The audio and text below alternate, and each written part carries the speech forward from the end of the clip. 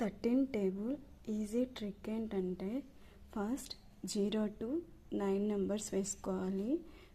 0 1 2 3 4 5 6 7 8 9. Next ఇటువైపు నుంచి 1 2 3 4 skip చేయాలి.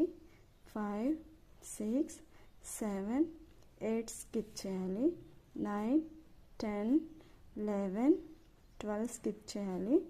13 ఇక్కడ 13 1 13 26 39 52 65 78 91 104 117 130.